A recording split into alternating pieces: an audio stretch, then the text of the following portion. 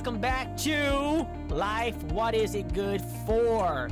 You know, we spend so much of our lives trying to learn how to succeed, how to love, how to fit in, but rarely do we stop to ask, what have I learned that I might need to unlearn? Here's a quote right from the get-go here from Alvin Toffler. He's an American writer, businessman. The illiterate of the 21st century will not be those who cannot read and write, but those who cannot learn, unlearn, and relearn. Some of the lessons that we were taught, whether by family, culture, by experience, they once helped us to survive, but over time they can quietly start to limit who we allow ourselves to become. And that can be scary. Take an analysis of a paradigm of thought that has been your safety net and you need to expand it. The learning isn't easy. The unlearning isn't easy, I should say. You know, ask us to question old truths, to let go of identities that once defined us, and to sit in the discomfort of not knowing who we are without those paradigms of thought. Yeah, but that discomfort, that space between who we've been and who we're becoming is where real growth begins to happen. Yep. So today we are diving into that in-between space. That tends to be where our little episodes live, right? In between things. We don't have any answers. We have a ton of questions. Welcome to the world of misery. We don't have any. The courage it takes to release old beliefs. That's what we're talking about. And the freedom that comes when we do. And how unlearning might just be one of the most powerful forms of learning there is. Well, for me, a lot of these conversations that you and I've had in the past and even now, I mean, it comes from growing up in a very strict religious background with a lot of rules, expectations, and a lot of fear mixed in. But unlearning isn't just about religion or family systems. Everyone's got something that needs to unlearn, whether it's an unspoken script, the values and how you view yourself, the expectations that are unrealistic that you place on reality and others. Yeah. Needs examination. Well, and it might even be the belief that you have to be perfect to be loved, or that success means that you never slow down, or that being good means never disappointing anyone, or saying no is being selfish or unkind. Well, even if your story doesn't look like ours, you know, the heart of it is the same. We're all trying to unlearn the things that once kept us safe, but now keep us small. And the challenge is there. What do I need to unlearn and what do I need to keep? Yeah. All right. It is a balancing act. Welcome to episode no, not episode. This is a segment. We are in episode. What episode is this? Number 11? Yes. Fine. And we're on segment number 1. When what we learned stopped serving us. Let's begin. So we're going to share some personal stories. Let's open it with you, Bridgett. What are some points or times where you realized an old belief or habit was holding you back? Well, I've spent most of my life, I think, behind a mask. And I didn't even realize how much of my past shaped the way that I showed up in the world. And growing up, we learned early that we don't let the world see what's really happening at home. We don't let them see the real us. Yeah. So I developed that mask, hiding who I truly was. And for a long time, I didn't even really think about it. I mean, hiding it worked. It kept me safe. It helped me navigate my environment. But as I got older, I realized it also shaped how I was relating to others. I hadn't fully explored being open, asking for help, or letting people see the real me. So I think over the last few years, I've been learning what it looks like to let small pieces of myself show, even when it makes me feel uncomfortable, and noticing how that can deepen a connection with others as well as create a self-awareness within myself. Well, having the courage to be honest with oneself about who one is. And then being able to give oneself the freedom and the space to allow both the good and the bad to be acknowledged. letting it breathe, and then having the courage to deal with what's laying out there in front of you. And Right. for me, the belief systems that I have struggled with that ended up being not a burden. They got me to where I am today, but they had to be reevaluated. I And think that's an ongoing process, though. The not for constant need. everyone. Now, not for everyone, because Okay. that can be very threatening. It should be for everyone, right? We kind of think that truth is a plateau.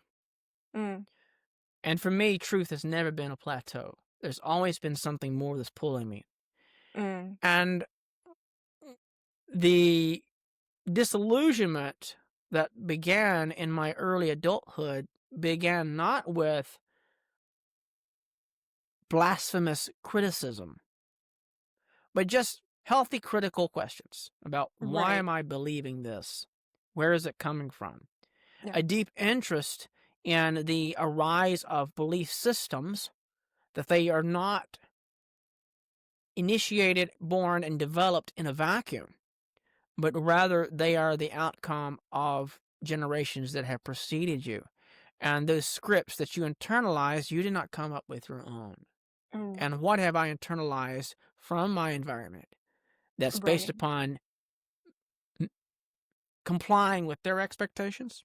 And why Mm, would I do that? Herd mentality. I got to be safe. I got to be accepted. So if I'm yeah. accepted, then there's comfortability and there's predictability. Well, we don't like when I talk with that people. The average individual, they don't like going that deep. When Mm, I've had people shut yeah. me, Yeah. literally shut. I don't want to think about that Right. because it's too uncomfortable. So my belief systems really are. I'm not going to list them out specifically because I don't want to lead anybody down one way or the other. Sure. But analyzing some religious beliefs really came about when I started looking at, well, some of these beliefs, like I'll mention this. I don't think this would be offensive to people. In theology, there's a branch called eschatology, study of last times and all that, end Mm-hmm. times.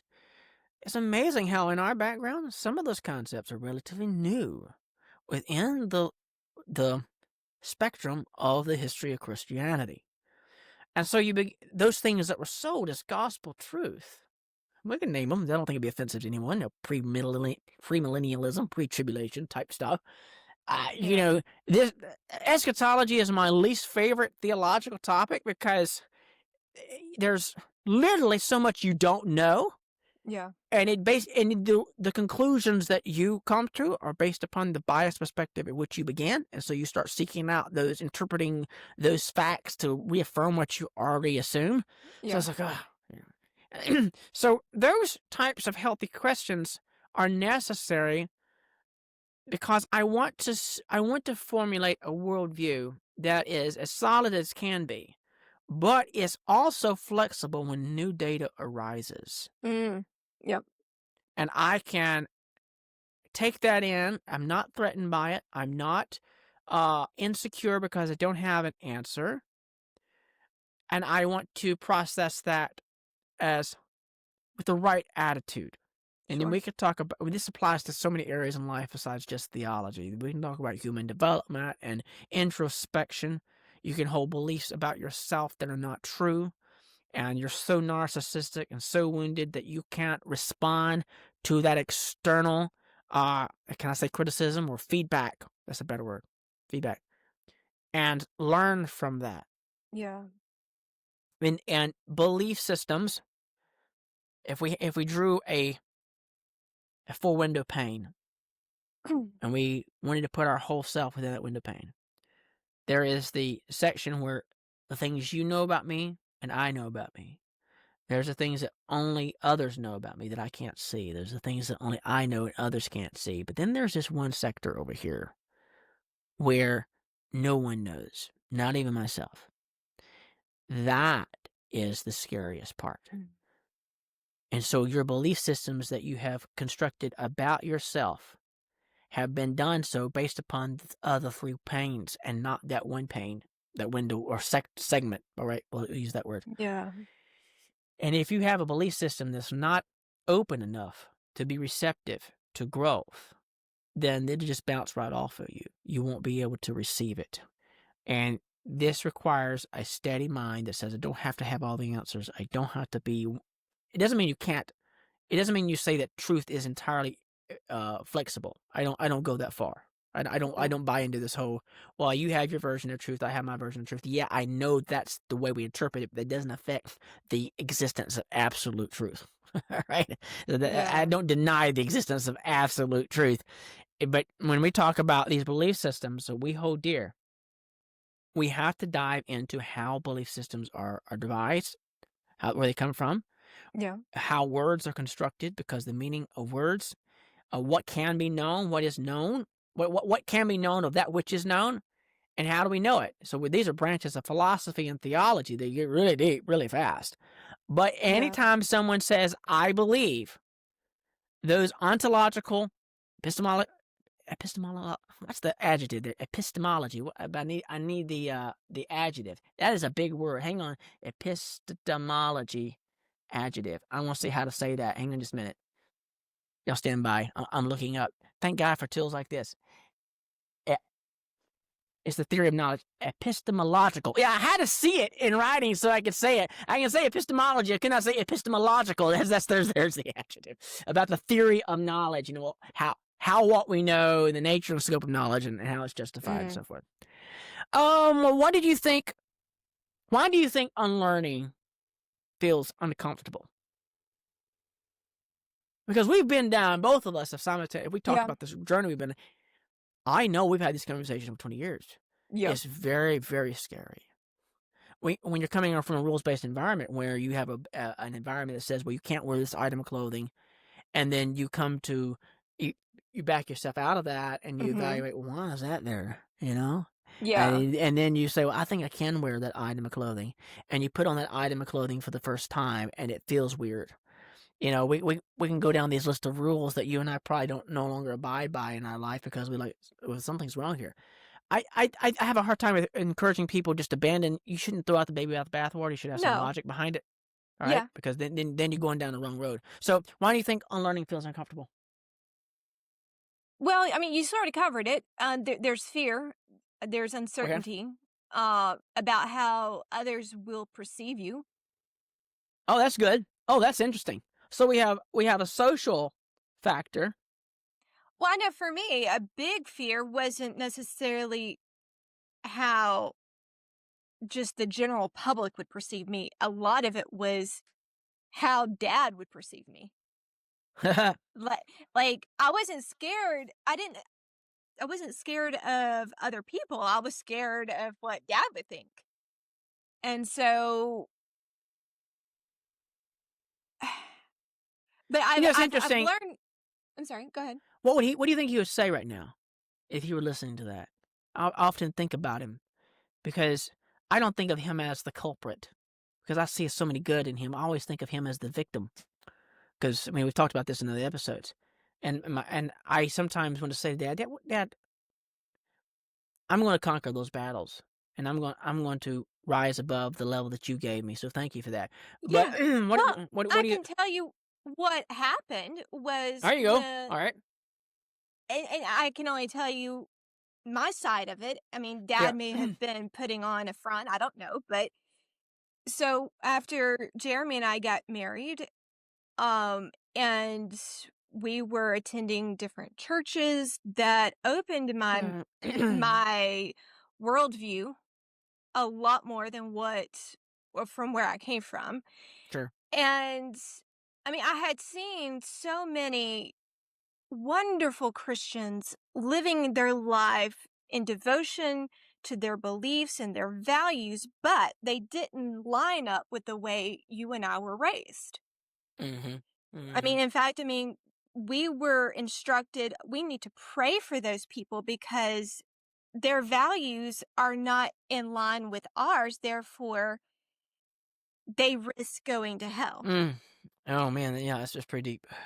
So what happened was when Jeremy and I we we had a very long discussion. I met with multiple different people, talked with them about their walk with God and their beliefs, their values, and realized that there's more than just this one route that we were shown. More than Mm. just this set of rules that's going to get Yeah. us to heaven. Yeah. Yeah. And I confronted Dad. I told him that, look, you're going to see me make some changes in my life, outward appearance wise. I Yeah. want you to know one thing: this is not coming from a place of rebellion. This Yeah. is not me just pushing aside everything that you have taught us. This is Yeah. me making a decision based on what I feel is an authentic version of my walk with God, There you not go. based on a set of rules that was told to me, this is how you get to heaven. Yeah. Yeah. I did not receive any reprimand, any type of stern talking to from Dad. I don't know the exact verbiage because this was, oh my goodness, 20 years 20 ago. years ago. Yeah. I just remember having that conversation with him because I felt like in some aspect he deserved that conversation and Mm. not just seeing. I didn't want him to interpret my actions as being a slap in the face or me just completely abandoning all Mm-hmm. walk of faith. Yeah. Um, but your question was, why do you think it feels uncomfortable? I mean, there is fear there because I was concerned with how he would respond. I was concerned Mm. about how he would perceive me. Um, but I've learned that discomfort isn't a warning sign to stop what you're doing. It is often for me a signal that growth is happening. Oh, that's So, fantastic. but I think you have to make sure that the change that's happening, you need to understand your motives. Because I mean, yes, my change could have easily came from a place of rebellion. And then maybe that would not have been necessarily a signal of growth. It would have been something entirely different. Yeah. But Yeah. for me, it was a conscious decision No, made from a place of growth, not that's great. rebellion. Yeah, making those changes based upon a great place of growth rather than fear, anger, retribution, revenge, Yeah. reactionary. That's fantastic because I think that can lead you down the wrong road. I watch people from our own background, and I certainly don't attack our background. I have No, nothing against our no. background. I mean, uh, people from my background don't know that I've served as music director in so many different churches, and I have had honest responses to some of those other denominations that y'all missing out. Y'all, let me give you some pointers from my background on people that are really passionate about their faith because you guys are dead as a doornail. And so I've said I don't make a lot of friends. I lose a lot of people. But I appreciate our background's passion and the people that are there, and I don't Yes. ever. I have a real problem with people that came out of our little background and they're attacking it. I know who they are, Mm. and Mhm. y'all Mhm. need to go sit down somewhere because that's reactionary. That's anger. That's not the system's fault. Dear Lord, I rather Yeah. someone come back and say, you know what, I took this journey prayerfully, I took this journey thoughtfully, Yes. and you have the right attitude with this because yeah, that matters. We're talking about external belief systems that we acquire, but I want to talk about internal belief systems for a second. Okay. The same question. Belief system about myself, about ourselves. Why do you think that is so hard to let go of the negative things that we believe about ourselves? Mm. I can't answer this question. I don't have an answer for it, but there is not a day goes by, and this is just full transparency, Yeah. where I just feel like crap. Mhm. I feel worthless. I feel. What's that? I made you watch this show, okay? The Napoleon Dynamite show that you Oh. thought you would just Oh. punch me in the throat. I have no What's that? skills. I've watched it twice for you. Oh, you watched it twice with me. This is an example of sisterly love. All right, so Oh, I have no skills. That's that yeah. moment in Napoleon Dynamite where I just reconnected with, because I don't have skills, man. So I don't know how to counteract all of those negative beliefs. Mm, I struggle letting go.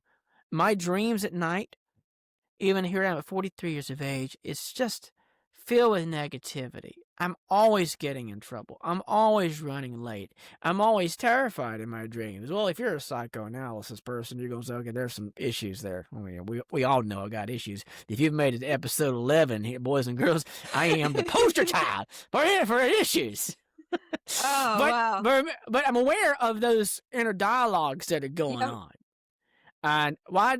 So I like to know why you think it's hard to let go of some of those inner dialogues.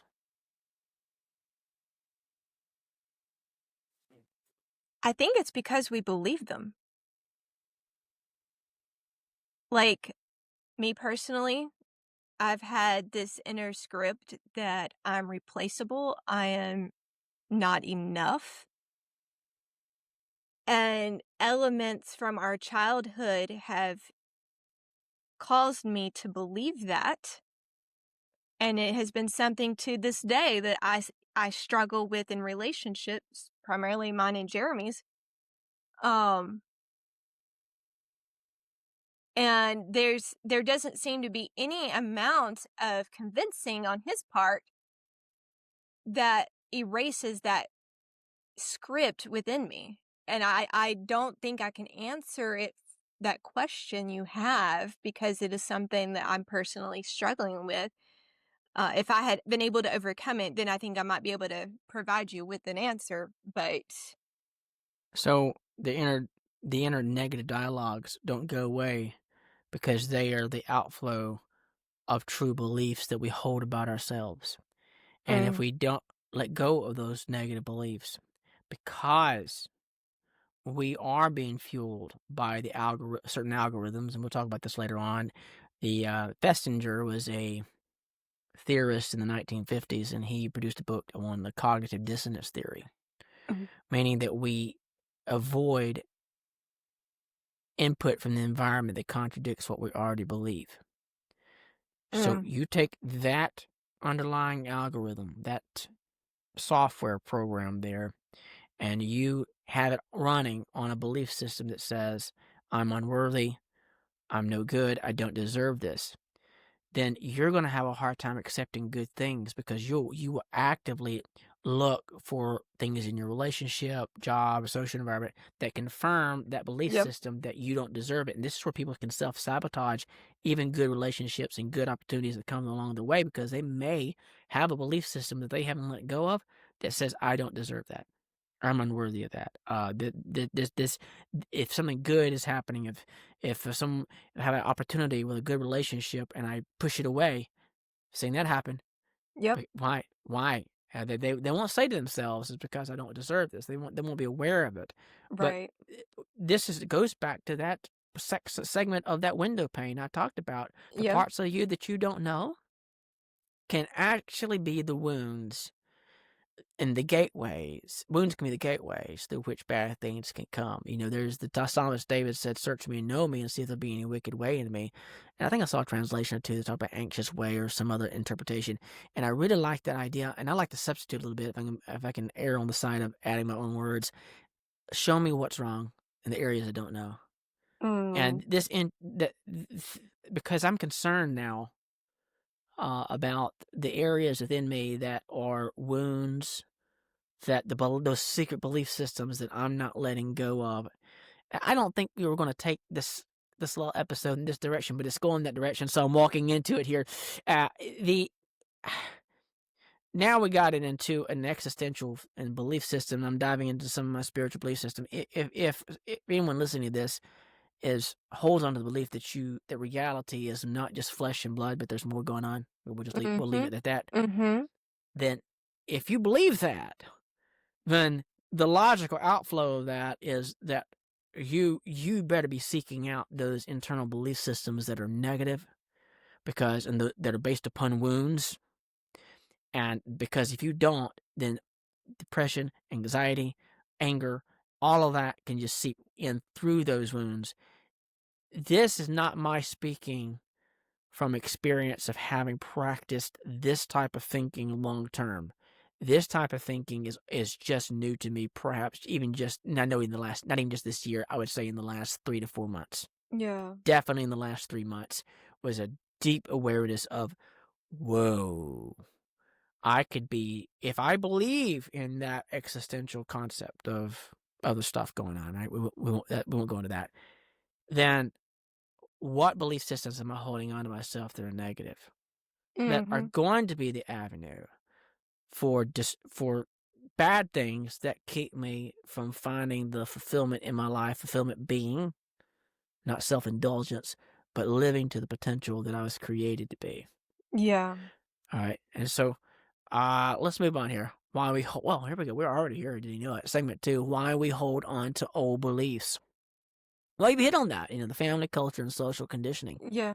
We have to ask ourselves, what factors in my life are influencing the belief systems that I currently hold? And do I still logically believe that those belief systems are valid? Not based upon the external cues, but this logically makes sense. Here's Yeah. the rightly dividing the word of truth type, to quote from our religious Yeah. background, right? Right. What are those elements there that are definite tenets that I don't negotiate? And Right. those are my beliefs. And those I cling tenaciously to. And from that, it's interesting to discuss the belief systems that people in our circles and that would hold to, but how often we have them on the surface, but underneath we have programming that we truly, really and truly believe this about ourselves. Yeah. If you are of a faith-based background and you believe that you are a created being, that has implications that are just very, very extreme. If you're a created being, then you're claimed. And your worth is not based upon you, it's based upon the fact that you're claimed. And so, but you dive underneath that surface claim, and you'll find out, well, man, I really and truly believe I'm crap. I'm not being funny. I'm not doing this. I know. I know. Yeah. And I believe that really and truly I have nothing that's worth, I have nothing to offer. Mm. I have no potential. Only bad things are going to happen to me. No one finds anything about me to be desirable.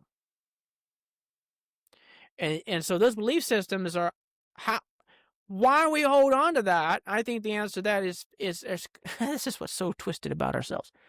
We can become comfortable with the misery that's there because the misery is predictable.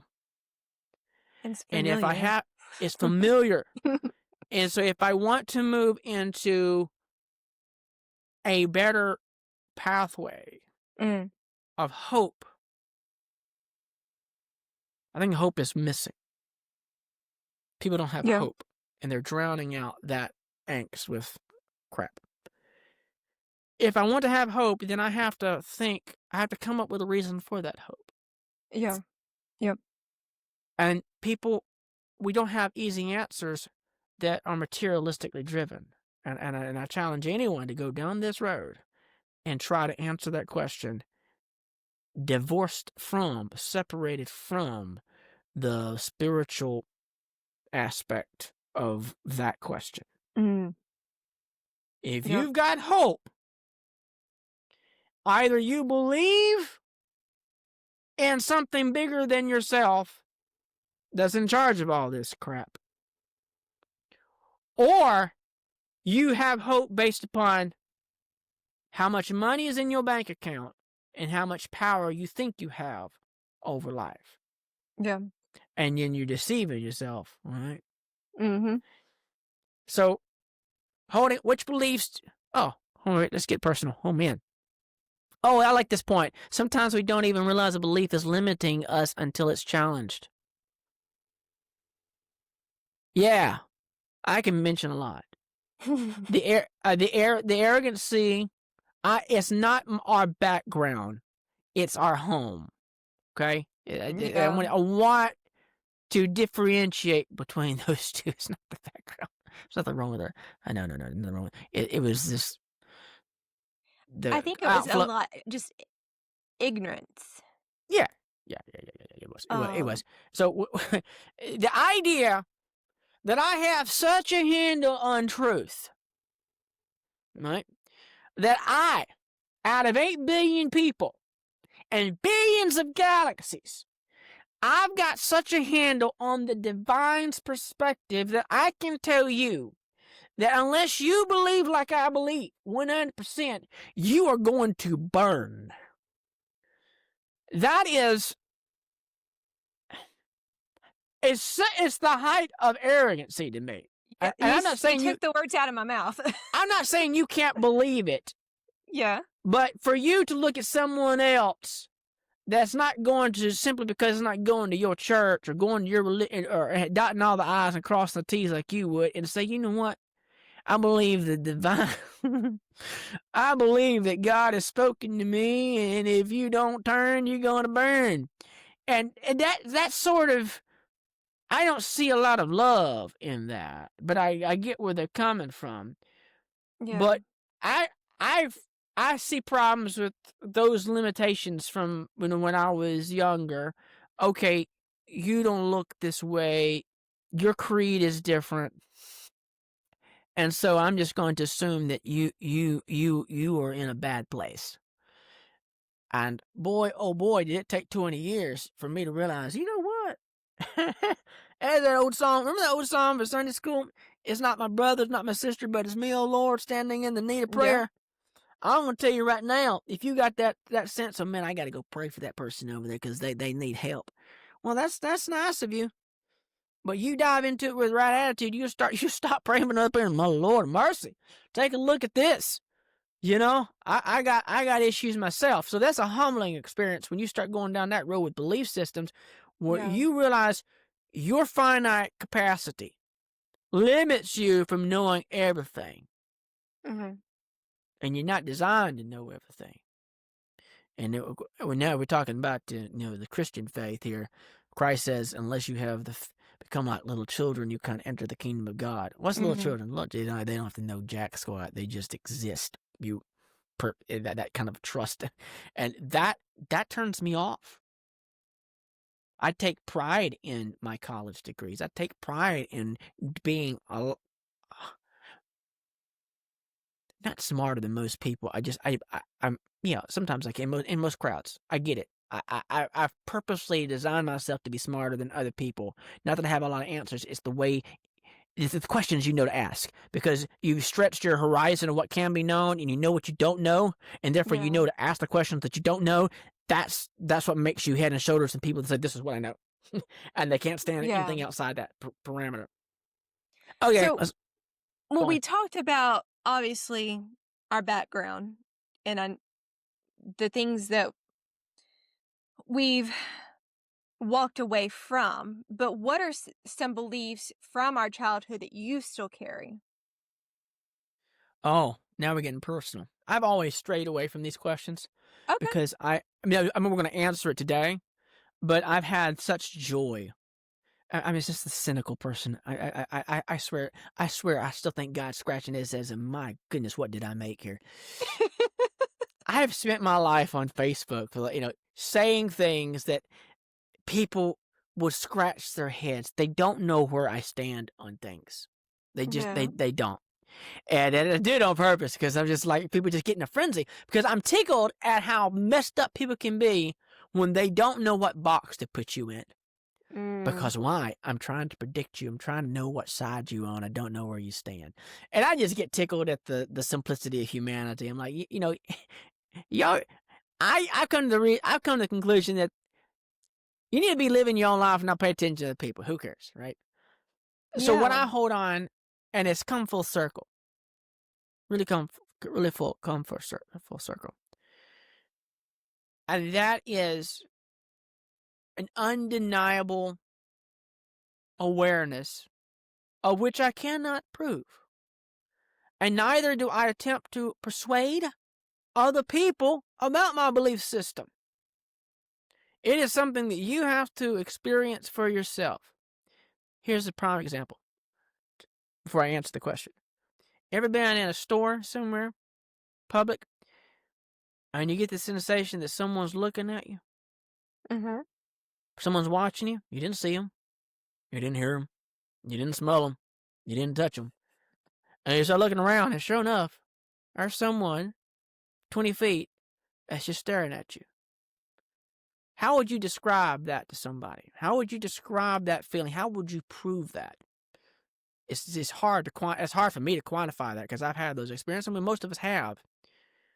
That is the same awareness that has grown in me, absent of any external influence. By external influence, I mean people or church or religious system. And that is an awareness that there's more to this. There is something there. And that something there is both terrifying and equally all compassionate. It is the same feeling. And notice I'm not quoting book, chapter, and verse here. Right? I'm not saying, ooh, you know, I had an apparition and saw something. It was awareness. And I think where this is leading is, and I can see myself writing about this one day when I get enough knowledge about it,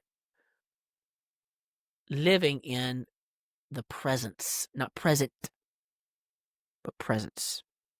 The otherness, the sense of something there. Analogy would be the story of Elijah in the cave. You know, there was the thunder, there was the earthquake, there was the lightning, and then there was the still small voice. That is what has been happening in my life, apart from any creed, apart from any theology, apart from any church. Don't know how to explain it, except that came from my having a heart-to-heart, just a heart-honest search for more than theology being on paper. I don't have answers yet. Yeah. But what exists for me from my childhood is an awareness that I am created. And that there's something there despite all the books I've read. Despite the questions that I still have. That I cannot answer. That is what clings to me tenaciously from my background. And it's always been there. But what happened to me in my 20s and 30s was an uncomfortability with not having answers. I don't want to deal with that. So rather than my having to step into the cognitive dissonance, right? Let me discredit all of it so I can find a belief system that makes sense to me. Because there's so many elements of theology that you can get disillusioned with real quickly. Yeah. Okay? By the time you get into the topics of soteriology, inclusivity versus exclusivity,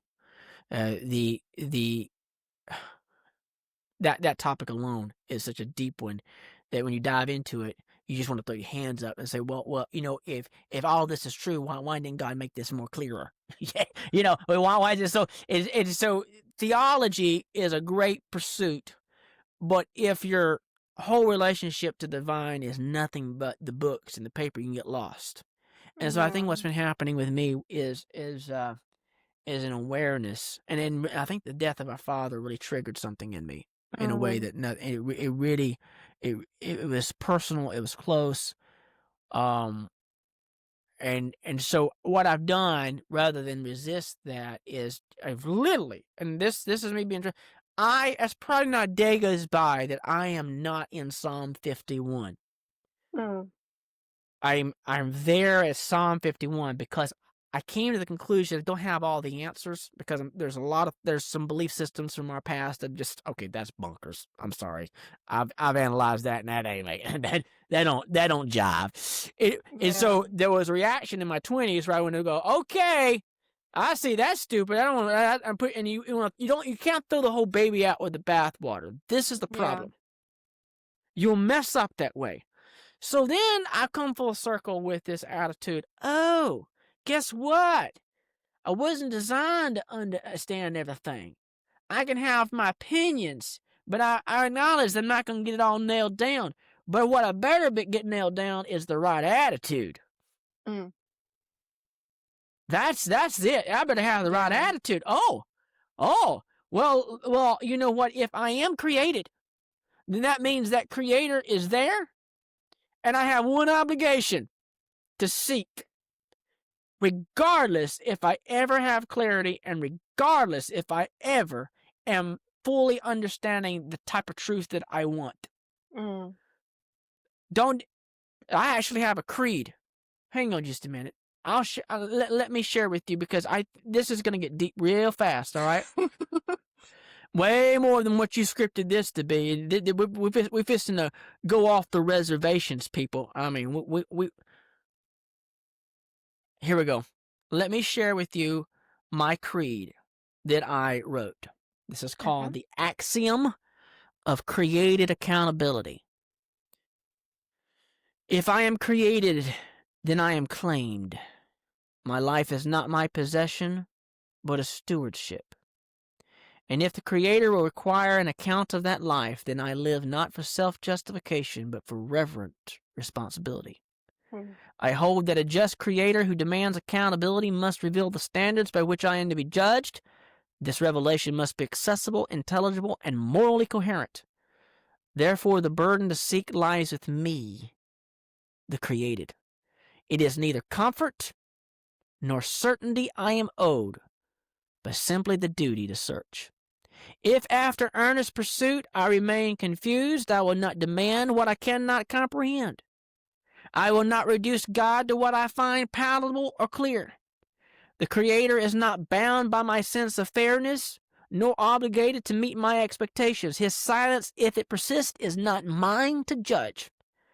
Thus I choose to live with integrity in the absence of clarity, to seek in humility, to act with sincerity, to hold mystery with reverence. My confusion will not be passive. My doubt will not be cynical. I will search, not because I'm guaranteed an answer, but because I was made to seek the one who may yet speak. If the Creator reveals himself, I will listen. If he does not, I will still live as though I am seen. For the created does not summon the Creator. The created walks faithfully until summoned. And that is my current creed and what I believe. Notice I didn't go down through the tenets of theology, listing them all out. It starts with Psalm 51. And then at the end of life's road, after diving into just a ton of near-death experience stories and the research that's going on there, you got to take that with a grain of salt now. Hang on just a minute. You got to be careful with that. Yeah. So if anybody's listening to that, don't be just taking it at face value. But I think that there's way more to the divine than what our little Sunday school experience would have us believe. Not that something was wrong as incomplete. No, that's the wrong word. Not that something was distractive because of those belief systems. I think something was recognizing there's things that there's a better way of putting it. But either way, that's where I stand right now. That's what I hold to. And my interaction with people is not to have you acclimate to my belief system, but I always ask, how can I be an encouragement along your journey of truth? Yeah. Because truth is a funny thing. And Christ knew this. That's why he talked in parables.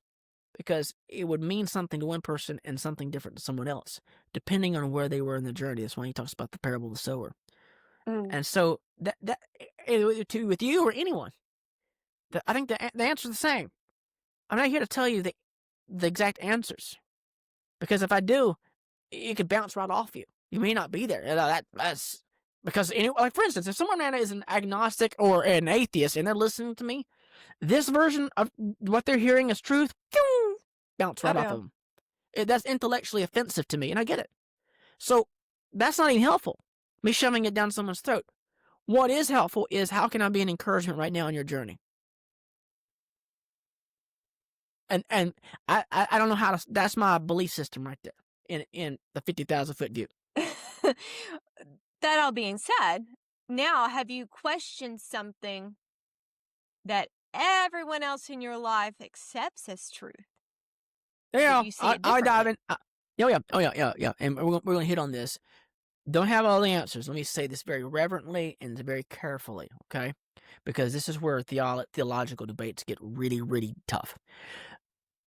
Let's say I had a near-death experience and I saw God, the first question I would have, you ready? Mm-hmm. Soteriology, inclusivity or exclusivity. Where on that spectrum does truth really fall? And what that means is the age-old question, the jungle-dwelling villager who has never seen anything outside their village, they die. Y'all understand, before Christianity hit Americas, those people in the south of the border, south of the equator there, they're sacrificing thousands of people yearly for the crops to grow. So those type questions are, and missionary movements from our faith background have wrestled with this. You and I come from two different backgrounds. We have the one background that would say, well, we got to go out there and preach the message of faith because people are going to burn. And then we have another background that rejects that mentality, that those people, their choice is just an illusion. Those that are going to suffer eternal punishment have already been chosen. So what's the need of going and telling them anyway? Mm. Right? So this, regardless of if people think on this level, anybody that hearkens a church door, this topic is important on the issue of soteriology. And I don't have all the answers there. Trust me, I read the books. I see the points. But it's fascinating. I give an example. And I love the story. The story of Naaman in the Bible. Maybe I mentioned on the episode. I don't know if I repeat myself. Naaman goes to get cleansed as a leper. He doesn't want to be in the Jordan because it's dirty. And his servant's like, what you got to lose, man? It works. It works. It works. And Naaman's like, oh my goodness. Wow. This is the one true God. And Elisha, he goes back to Elisha, hey, I gave you all this gold and silver. He said, no, I don't want it. And so the guy says, well, just give me some dirt, because when I go back home, I'm going to sacrifice nothing but to Jehovah. And he says, my job, man, is I got to help the king at the temple. I think it was Dagon, the god. He leans on me when he goes in there to do his worship. Am I going to get in trouble for this? Because I have a job to do. And Elisha's like, shalom, go in peace. This is tough. Elisha doesn't say, hey, man, you got to be circumcised. Hey, man, you got to follow the 612, 613 laws. You got to go to temple. You got to do the Passover. You got to do the Feast of the Booth celebration. You got all the... Yeah. Oh, you good? We got you. So, what happened to Naaman? Did God let him burn? Because he didn't... You see what I'm asking? Those questions... That is the most prominent on my mind, because we're talking about belief system. You think Naaman understood the law? Naaman just had a revelation. Whoa, man. He had a belief transformation. What I've been believing is wrong. Something's right about this. And it was a heart transformation. You just go to the thief on the cross. Hang on, people. This is what I'm talking about. His guy knows he's dying. This guy knows I deserve it. He's so he's so far down the road, he's cursing at the Christ. And something happens in the next few minutes, he's like, whoa. He goes,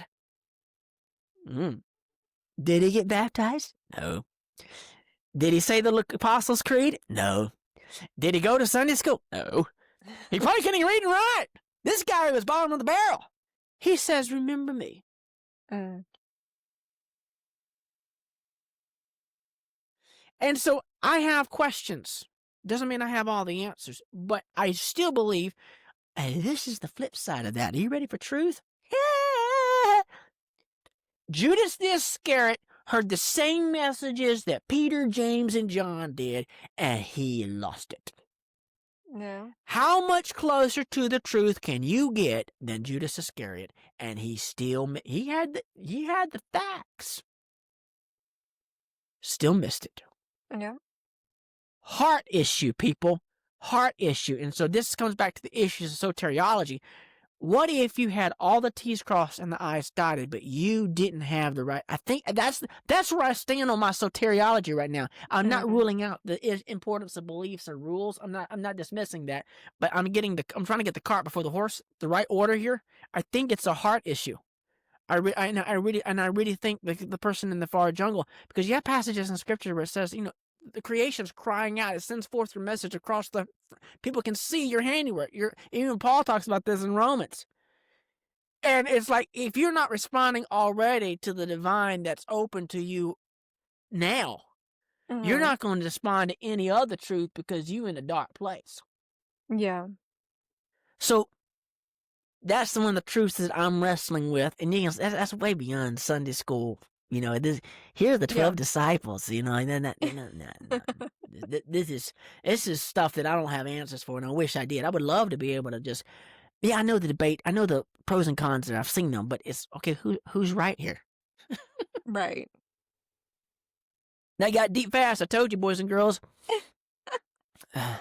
Oh, sorry, my AirPod keeps falling out. What's next? I think we're going into segment 3, the process of unlearning.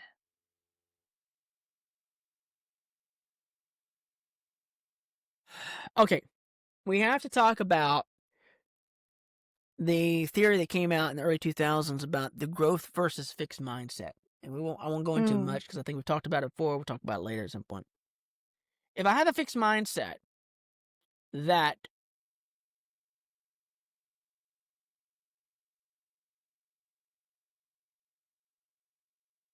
I'm unraveling the underlying thought process here, I'm going to actively resist anything that's new because that's threatening. Because that means I have to reevaluate what I currently hold and find fault with that or reconcile what's there, which goes back to that cognitive dissonance theory. This is why these two work hand in hand. Versus a growth mindset. This was postulated by Carol Dweck in 2006 in her work. Fixed mindset assumes that intelligence and talent are static traits. They lead individuals to avoid challenges and opportunities that, they'll interpret failure as evidence of limitations, whereas the growth mindset does the opposite. It views abilities as malleable. It views intelligence as something that can be grown, and it interprets my perspective of truth as something that can be expanded, and I can expand it without being threatened. You have to adapt a growth mindset there. Otherwise, you won't be in a place to unlearn. You have to recognize where do I find data to be threatening at, and why. Press pause on that reaction. Yep. Press pause. Mm-hmm. And some people, it's scary because some people feel like, well, if I start asking questions, then I'm not going to have answers. I'm going to throw the baby out with the bathwater. There's also that algorithm that's going on here. Yeah. So, can you share a moment when you realized that you needed to unlearn something? Oh yeah, let's deal with something that's a lot lighter. Let's bring it up some because I got really dark and deep pretty quickly. This principle still irks me today. You do not get ahead in life. You don't become successful because you're a person of truth. It does not equate necessarily to success. It can, but my you don't get ahead like career-wise because you're the person that is showing up on time and doing all hard work and going the extra mile. No, you just get pummeled with more additional work because people realize you can do it, right? Yeah. You're the person that's going to speak the truth because you're going to lose out on that sales deal because you don't want to take advantage of this person. You want them. You think to yourself, well, what's going to be helpful for them? Well, they don't need this product. Let me Yep. give them the product that's cheaper because it's better for them. See, Yep. that's contrary to the way the world works. And learning as an adult that simply because I was the person that would speak the truth, that I'm willing to show up, does not necessarily translate into financial gain. If anything, it hinders you because the way the world works is you wake up with your dukes up and you get ahead regardless of what it costs you. And that type of person can't stand working with someone like me because I will leave money on the table because, I get a chance to be a blessing to this person. Because it makes me happy. Yeah. I'm not going to be very happy if I get thousands of dollars in my pocket from a deal, but I know that person's suffering from it. I can't do Yeah. it. Right. Well, there's a belief system from my childhood that's still hanging around. I did this just this past year with a business deal, mergers that was going to happen with the business, and I looked at that guy. I said, "You have a problem with this?" He was, I said, "I have a belief system that I'm going to die, and everything that I've done in my life is going to be held accountable." I said, "So how can I pursue with this? Because there's not enough integrity going on here." He looked at me and said, "Oh, you'll be okay." This is what I'm talking about, people. If you can live your life thinking, "Oh, it's just going to be okay," I am not comfortable with that. Yeah. And so I had to unlearn the fact that simply because I do my best to be a good person and because I'm going to try to be a person of truth, that somehow God's going to bless me for being that. No. No, that's not how any of this works. That's a misbelief system that I had. I had the belief system that if I follow the rules, that by the time I'm 25, my life is going to be together. I don't know where I got that from. That's nowhere in our belief system. It's nowhere exemplified. Yeah. The disciples wholeheartedly gave up their lives to follow after truth, and they all died horrible deaths, except John. He was boiled alive. So it's like, why do you think they're following after truth? I don't know why I even thought that, because Christ says, if you're going to be my disciple, then the world's going to hate you. And I'm not claiming to be a holy person here or some faithful disciple. I'm just saying, if you're trying to follow after truth and the rest of the world is like, I'm going the opposite direction, I don't know why in my mind I thought that I was somehow going to succeed. And at least on their terms. And so I would much rather be someone, and that's why I wrote my book called Joy of Insignificance. I'd rather be insignificant. And, nothing to my name, and totally, whatever. Because I have to live with the sense of comfort. When you live like that, it's a fluffy feeling. By fluffy, I mean it's light. If you got drama and chaos in your life, there's a mismatch with truth and what you're putting out. Yeah. Get your alignment with truth, though, as you see it, and live that way. And you start creating this bubble for yourself. Oh, all right, because I have confidence. Not that I'm perfect, but I'm living with integrity. That's what's missing. But you can't let the way everyone else lives their life be the mirror by which you gauge yourself. Oh, isn't that something? And I'll let you know when I finally internalize that lesson. Okay, I don't think I have that down pat. Well, I used to think that there was one set of truths. And we all had to search for that one set. But as I've gotten older, and I may be wrong, but my viewpoint has changed to where I believe there are different truths for people.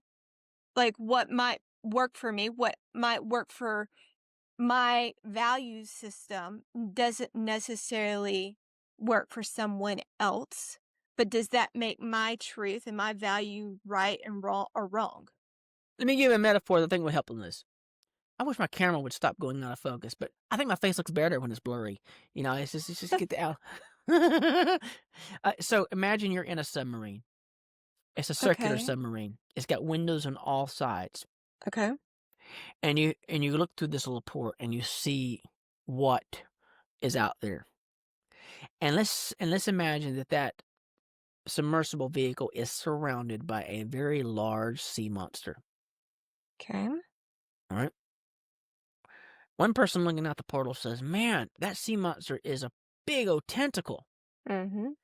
Person looking out the other portal says, "Nah, it's a big old eyeball. What are you seeing?" You see what I'm saying?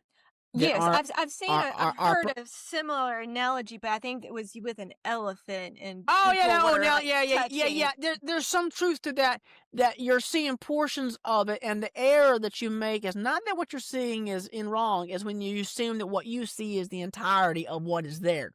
Mm-hmm. All right.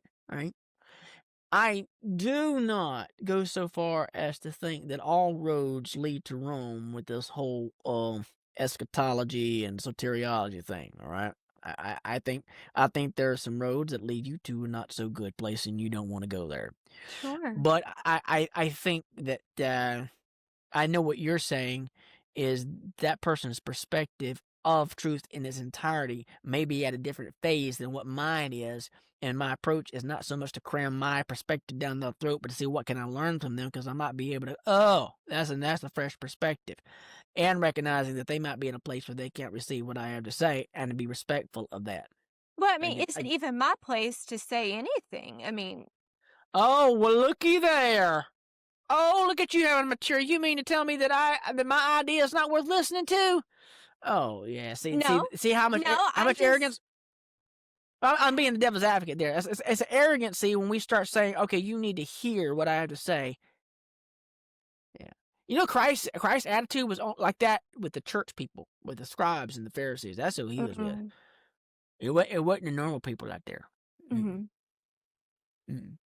Well, we were talking earlier about the things that, like, what we took away from our childhood that we still hold on to, and mm-hmm. One script that I still hold on to, even though a lot of things I've challenged over the years, modesty. That is something that I still hold on to. Even though my standard of modesty may look different than what it did 20-something years ago. But oh, come on now. I missed the rolling out of the Goodwill basket look.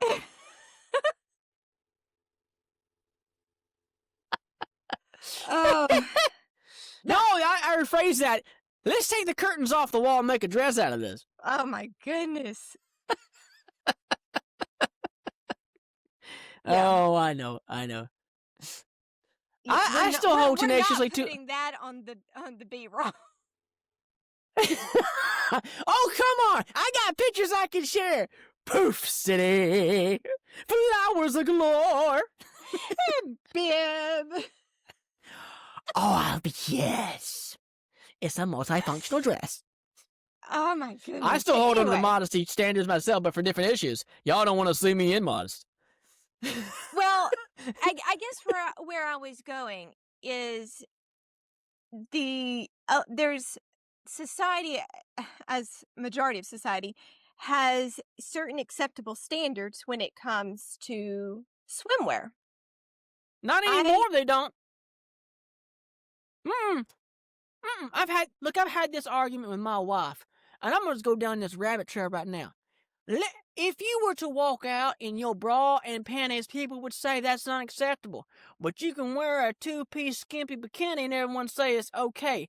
I'm telling you, our society is absolutely done gone bonkers about their mismatched standards. And don't get me started on tight yoga pants, because thank you very much, I know more about your anatomy now than the doctor does. Okay, there's my soapbox. Continue. Well, my point was, society finds that attire acceptable. So a truth that I struggle with for myself is how so many people in society find that acceptable, but I'm still struggling with that. Not Oh, that they I ain't want. thinking that deep. No, they ain't thinking that deep. I've seen this so many times with parents in the music studio. They're not thinking at all about what music their kids are listening to. They're not thinking Mm, at all about what their kids are watching. I'm like, well, you dumb parents. Y'all shouldn't be procreating. I've seen. Oh, me talk about modesty issue. This was years ago. It scared me to death. I had a 13-year-old little girl. The mother called and said we were going to be late for our session. I said, okay. She came in 10 minutes late. The mother says she insisted on getting dressed up for you. I'm glad the mother stayed because it was awkward. mm. There wasn't hardly anything on that Oh, young wow. child. I mean, it I, I was taken back. And it wasn't the fact that the child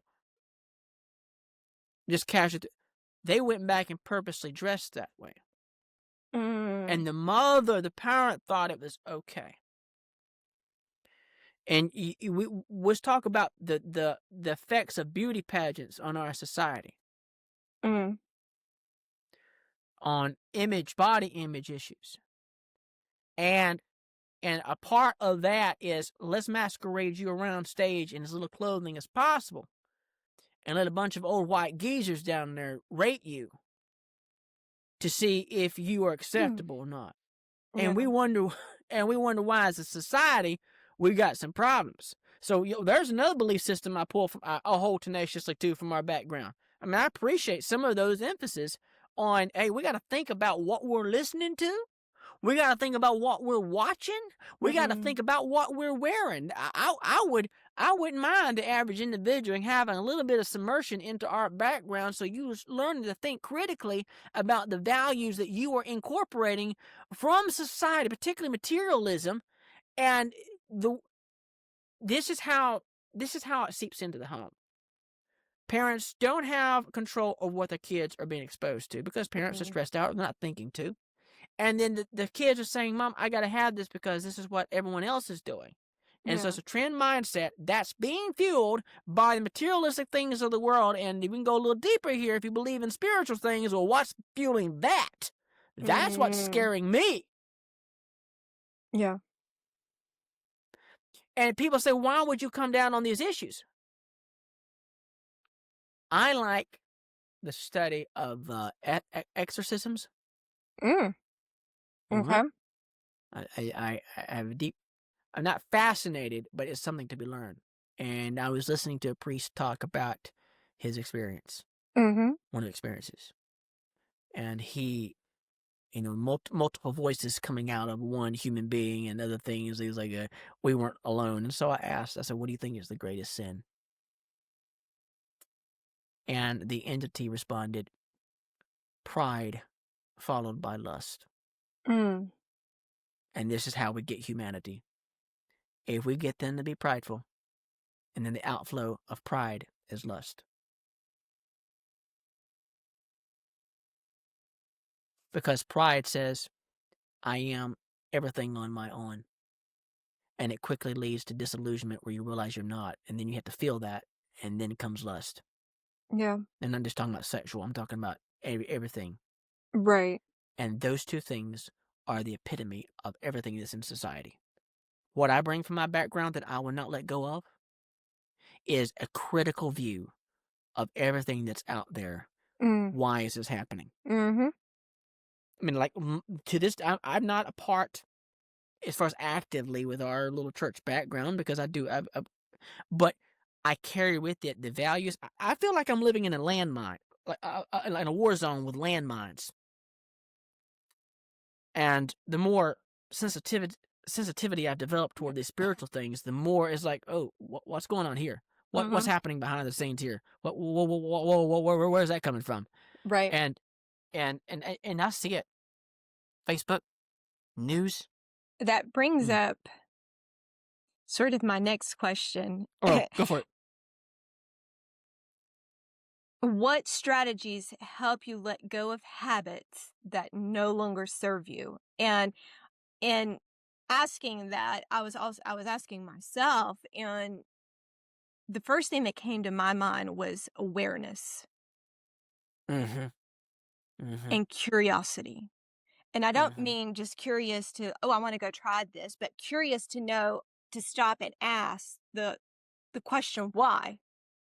Mm-hmm. And Mm-hmm. why am I doing this?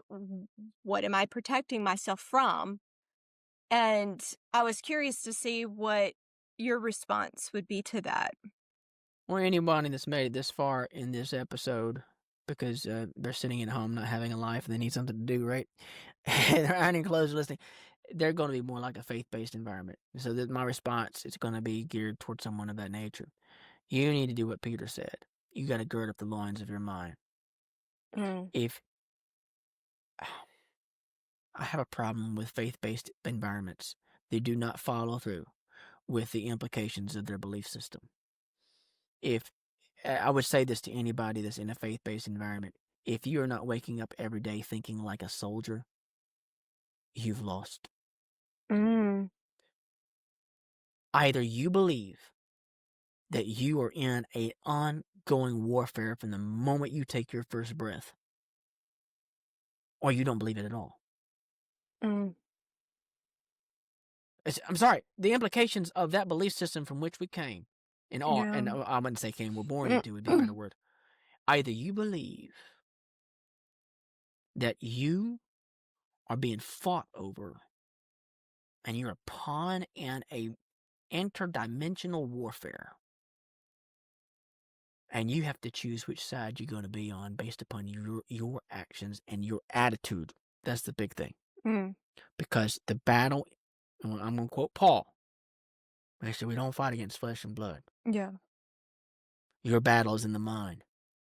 What's been happening with me in 2025 has been awareness of that presence I talked about, Yeah. both the good and the bad. Mm, And if that doesn't scare you, then your belief system, not you, person listen, then your mm, belief system about church is nothing more than a social club that makes you mm, feel good about yourself. And if you're looking for something to feel good about yourself, you're like Judas. You that close to the truth and ain't doing you in the world. It don't make me feel good. The yeah. closer I've gotten to this, and notice I'm not actively involved in religious environments. I'm not leading worship or anything like that. I've really had taken a hiatus to do a lot of soul searching. Where Mm-hmm. I'm at right now is my something. If it feels like I got real quiet in life, and I could hear a ping, ping, ping, ping, ping, ping, ping. I don't know how to describe it, Mm-hmm. and I don't expect anyone else to have that same experience. And I don't, I'm just telling you what's mine. Yeah. And what is happening with me is just, huh? Yeah, you know what? I may disagree with some of the church discipline things, but that whole Mm-hmm. idea about spiritual warfare, that's starting to sink in with me. Yeah.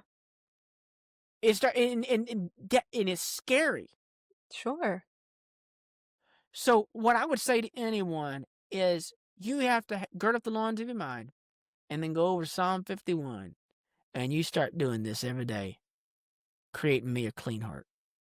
Mm, Give me if we're searching for truth because we can get a handle on it, we can control it. It don't matter if truth hits you in the face, you won't accept it. That's what Pilate's problem was. yeah. Pilate was so overwhelmed with all the multiple belief systems going on. He's like, well, what is truth, man? Like, whatever. You couldn't receive it. But if he had the right attitude, it would have been a different outlook. Mm, And so I would say, don't demand answers. yeah. Stop it, because those answers you may not be able to understand. Don't demand that if of course we're dealing with spiritual context, we're doing a belief system in God and that sort of thing. Don't demand that, okay, I need you to fix my life. May or may not happen. Mm-hmm. I need you to make life better. May or may not happen. Right. The only thing that I'm convinced the divine is really interested in is the right attitude. Mm, And when you get to the right attitude, that's what that creed came out of, because it was just I stopped And I said, let me just stop trying to get all the answers. What's the logical outflow here? Do I really and truly believe? Oh yeah, I believe that. I can't deny that. Then what's the logical outflow? Mhm. Oh, that's the logical outflow. Okay. Yeah. Okay. And you better have the attitude that I said to someone else that I said, if you're created, you ain't got no right to jack squat. Mm. Mm-mm. Yeah. If you were created, I don't care if you think that God is unfair. You have only one logical response. All right, do with me what you want to do. It's your show, not mine. What other possible reaction could you have? I don't care if that God's a purple flying elephant with an orange tail. And I'm being very irreverent by saying that. But you see what I'm saying? If you're created, Yeah. there's only one logical pathway, and that is, okay, here I am. You know where I'm at, and I will continually seek. And even if I don't have all the answers, that's okay. Because I didn't used to be in that stage. I was just mad. Yeah. Mad. Woo, mad. Because I thought my belief system failed me. I thought, oh, you had the wrong belief system. You thought because you were being a good person that somehow God owed you a certain type of life that you... No. You got to get rid of that belief system. And that means you got... And what's fueling that? Pride. Arrogancy. As a song says that Frank Sinatra said, I did it my way. Yeah. Pride will say, I would rather do it my way and be wrong than have to relinquish my right. So, for me, to answer your question,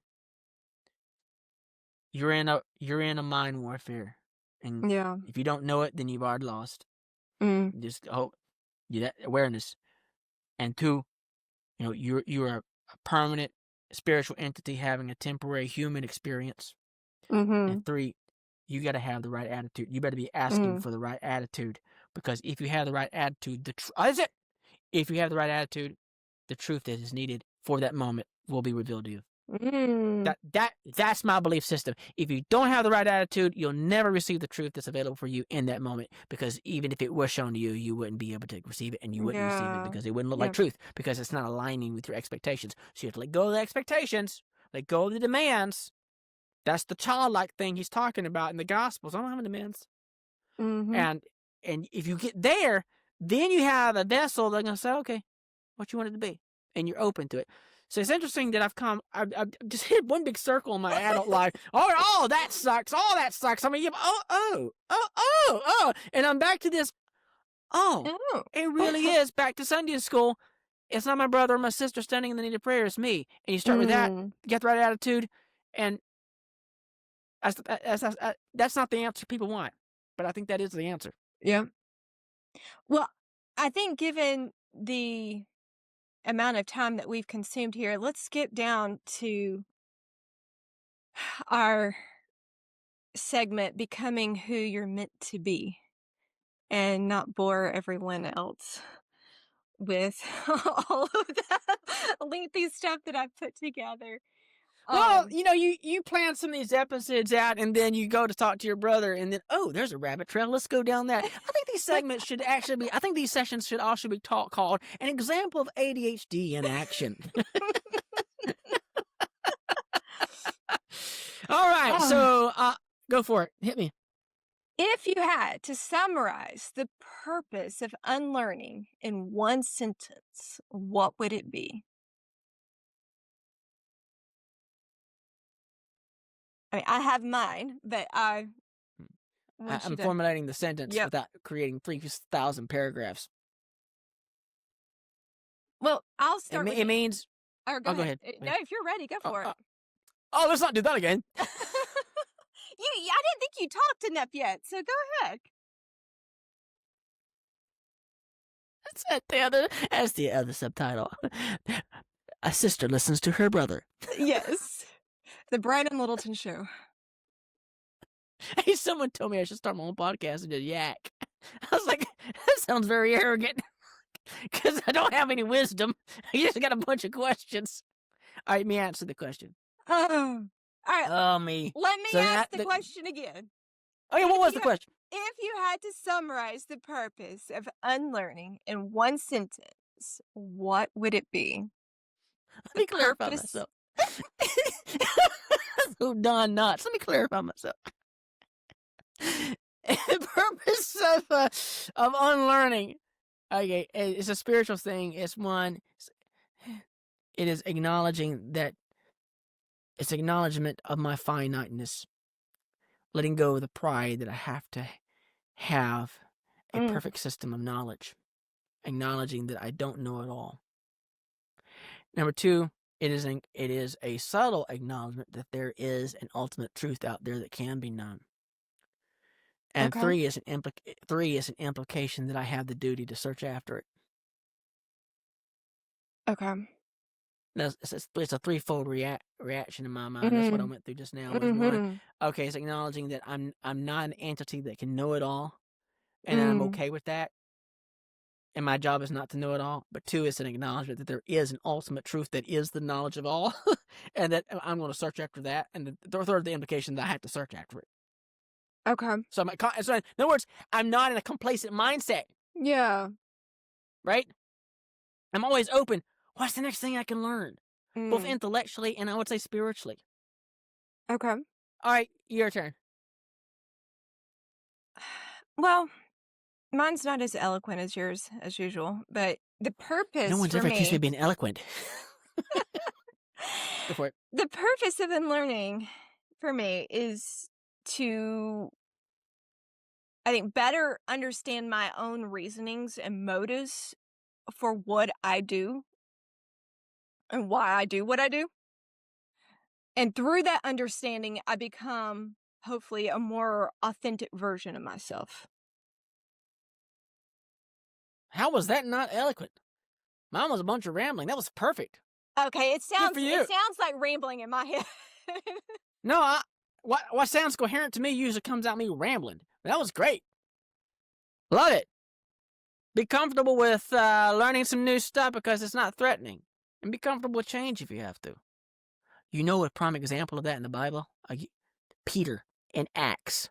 He's up on the Okay. rooftop in Joppa, and he Yeah. has this vision of all those unclean animals coming Yeah. down, and God says, rise. And he said, man, I ain't never touched this stuff. It took Peter 3-4 times for him to say, you got what I have called clean. Don't you dare. So he had to unlearn something because there was a great... We see this in the Bible. Hebrews chapter 1. In diverse times, in diverse places, using the old King James Version, truth was revealed because it couldn't all be understood at once. And so for Peter, he's like, man, this is not what I thought was going to be. And so he had to be at a place where he was willing to unlearn and let go of his expectations to accept the larger truth that was there. I mean, they had a hard time, even in Acts. What, the Gentiles don't have to be converted to Judaism? They're struggling with that in the middle of Acts. And they were, oh, well, that was been your plan the whole entire time. Salvation is indeed by faith.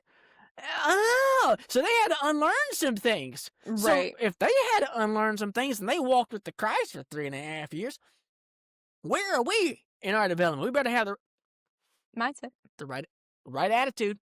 That's what Peter was having to learn. Yeah. Okay. Yeah. So what's one belief you hope that our listener that is still remaining with us will feel empowered to unlearn? To unlearn? To unlearn. Not everything is as nice as it looks like on the surface. You clicked start on this podcast and look where it's gotten you. You just thought it was going to be great, but no. We've just yanked away 1 year of your life. Welcome to the pits of despair. Oh. I would encourage everyone to be okay with the journey of truth, that there's always more that can be revealed. Have the right attitude and trust that the universe, God, wherever you're at on that spectrum, is there to respond accordingly. Because look, he just says, when you search for me with your whole heart, I will be found of you. He that cometh to God must believe that he is, and that he is a rewarder of them that diligently seek him. Yeah. Thank you for attending my Sunday school class today, boys and girls. I read a quote that I wanted to share by, and I hope I pronounce his name right, Paulo Coelho. He's a Brazilian novelist. He said, maybe the journey isn't so much about becoming anything. Maybe it's about unbecoming everything that isn't really you. So unlearning, it isn't about rejecting who you were. It's about making space for becoming a more authentic version of yourself. Hey, I like that. You really got to think about this whole life coach counseling career because I really belong as a stand-up comedian, but you got some good stuff there. That's awesome. So it's the permission to evolve, even if it means questioning what once felt certain. Yeah. So this week, let's try to notice one belief or habit that might not serve us anymore and see what happens if we can loosen our grip a little on that belief. Because growth starts with awareness. And sometimes release is the first step forward. So, and maybe life is good for reminding us that becoming who we are sometimes starts with unlearning who we were.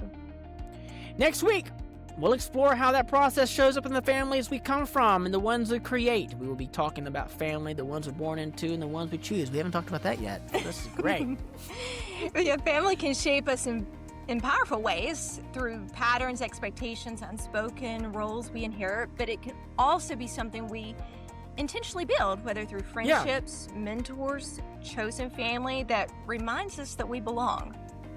Yep, so check out next week's episode, Family Dynamics, because the families we create can be just as living, life-giving as the ones from which we come. Thank you for tuning in, folks. We'll see y'all next time.